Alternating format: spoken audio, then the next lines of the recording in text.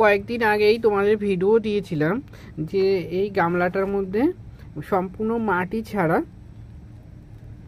পালং বীজ লাগিয়েছিলাম। আর সেই পালং বীজ প্রায় 28-30 দিনের মধ্যে বড় হয়ে গেছিল এবং সেগুলো শাকও কেটে নিয়েছি। সেই ভিডিও তোমাদের দিয়েছি এবং তোমরা খুব ভালোবেসেছো এবং ভিডিওটা অনেকেই দেখে অনেকেই শেয়ারও করেছেন, তো তাদেরকে অনেক ধন্যবাদ জানাচ্ছি। একটা গামলা থেকে যে এত পালং শাক হতে পারে সেটা সত্যিই কল্পনার বাইরে। আর আমি এই মাটিটা কিভাবে তৈরি করলাম সেটার ভিডিও আমি আগে দিয়েছি, আর এই ভিডিওর ডেসক্রিপশন বক্সে আমি দিয়ে দেবো, সেখান থেকে তোমরা দেখে নিতে পারো। এইভাবে মাটি তৈরি করলে খুব ভালো ফল পাওয়া যায়। আমি একটা শর্ট ভিডিওতে দিয়েছিলাম যে এইখানের যে পালং গাছগুলো অনেকটা বড় হয়ে গেছে। বড় হয়ে যাওয়ার পর আমি যেগুলো বড় হয়েছিল, যেমন এই গাছটা থেকে আমি পাতাগুলো শুধু ছিঁড়ে নিয়েছিলাম।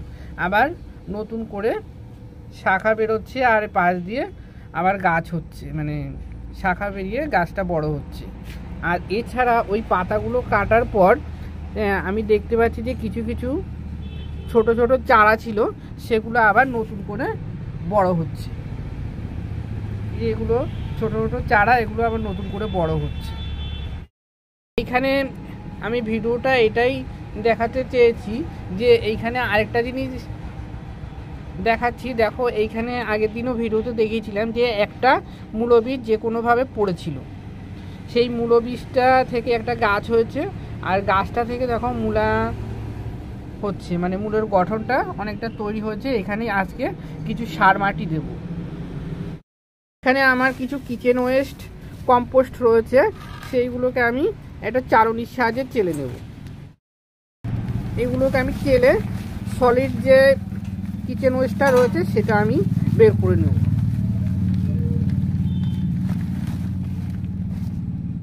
আর এই কিচেন ওয়েস্ট কম্পোস্টটা আমি একটা ছোট বাটির মধ্যে নেব।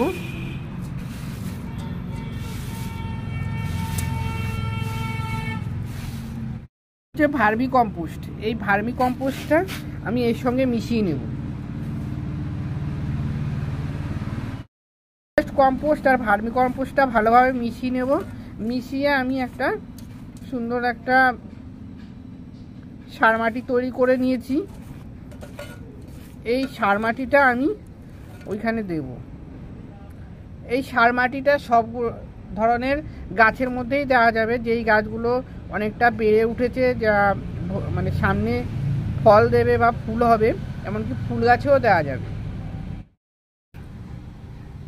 এই মূলো গাছটার গোড়ায় আমি দিয়ে দেবো। আমি যদি আরও আগে দিতাম আরও ভালো হতো, অন্তত 1 সপ্তাহ আগে যদি দিতাম মূলো গাছটা অনেকটা বড় হয়ে যেত, মানে মূলোর গঠনটা শুরু হয়ে গেছে, তার আগেই আমাকে দিতে হতো।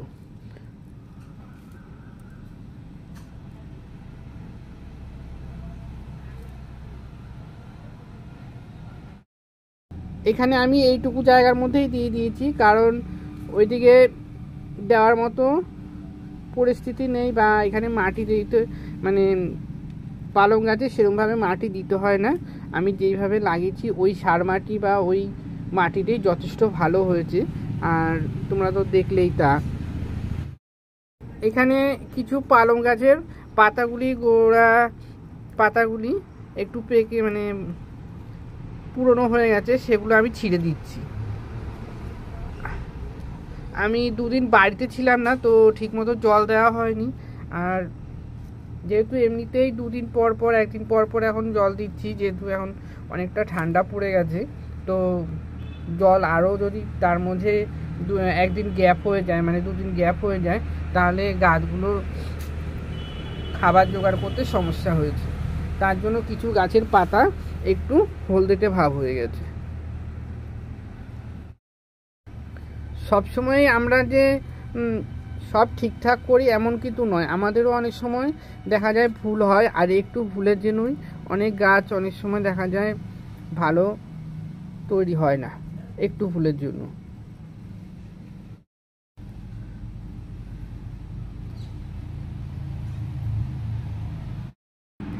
এই গাছগুলি আশা করছি আর কিছুদিন পরে আবার এখান থেকে শাক তুলে নেওয়া যাবে। এটা একটা ছোট একটা গামলার মধ্যে লাগিয়েছিলাম। এই গামলাটা আমি বলেছিলাম বাড়িতে ব্যবহৃত হতো, তো গামলাটা যে কোনোভাবে ফেটে গিয়েছিল, আমি সেই গামলার মধ্যেই এই পালং বীজগুলো ছিটিয়েছিলাম, আর সেটা সম্পূর্ণ মাটি ছাড়া। আমি মাটি ছাড়া অনেক রকমভাবেই মিডিয়া তৈরি করে তোমাদের দেখিয়েছি, আর এতে তোমরা অনেক ভালোবাসাও দিয়েছো। আশা করছি অনেকেরই উপকারে লেগেছে বা লাগবে। তোমরাও এইভাবে ছাদে বা ব্যালকনিতে সুন্দরভাবে মাটি ছাড়াও গাছ লাগাতে পারো। আসলে আমিও ছোটোবেলা থেকেই গাছ লাগাতে ভালোবাসতাম, তো গাছ লাগাতামও, সেক্ষেত্রে শুধু ফুল গাছই লাগাতাম। এইভাবে কখনো এত সবজির গাছ কখনোই লাগাইনি। এই বছরই প্রথম এত সবজির গাছ লাগিয়েছি, আর তোমাদের মোটামুটি নিত্যদিনই ভিডিও দিয়ে যাচ্ছি যে নিত্য নতুন মিডিয়া তৈরি করে আমি কি সুন্দরভাবে গাছগুলো করছি। তবে এটা সম্ভব হয়েছে সম্পূর্ণ ইউটিউবের জন্য। ইউটিউবে আমি দাদাদের, বন্ধুদের ভিডিও দেখেই কিন্তু এগুলো করার সাহস পেয়েছি, আর সেটাই তোমাদের দেখাই যেগুলো আমি করি, আর সেগুলোতে ভালো যে কাজ হয় সেটাও তোমরা নিশ্চয়ই দেখতে পাচ্ছ ভিডিওর মাধ্যমে। এই পুরনো পাতাগুলি কিন্তু কোনোভাবেই নষ্ট হবে না, রিসাইকেলের জন্য ব্যবহার করা হবে, রিসাইকেল ভাবে। আমি এখানে পাশেই একটা গামলার মধ্যে কিচেন ওয়েস্ট কম্পোস্ট দিয়ে রেখেছি, দিয়ে মানে প্রতিদিনের যে সবজিগুলো হয় সেগুলো দিয়ে এখানে রাখা হয়। তো আমি পেপার দিয়ে চাপা দিয়ে রাখি, তাহলে পোকামাকড়ের আক্রমণ হয় না, সেখানে আমি দিয়ে দিলাম। শুধু যে গামলার মধ্যেই পালং গাছ লাগিয়েছি তা নয়, এখানে দেখো ব্যালকনির মধ্যে এখানেও অল্প কিছু মাটি দিয়ে এইখানে গাছগুলি লাগিয়েছি, আর এই গাছগুলিও বেশ সুন্দর বড় হয়েছে। এখানেও রয়েছে মূলো, এখানেও এই মূলোটা দেখো গঠনটা অনেকটা শুরু হয়ে গেছে। এ থেকে কিছুদিনের মধ্যেই মূলো তৈরি হয়ে যাবে।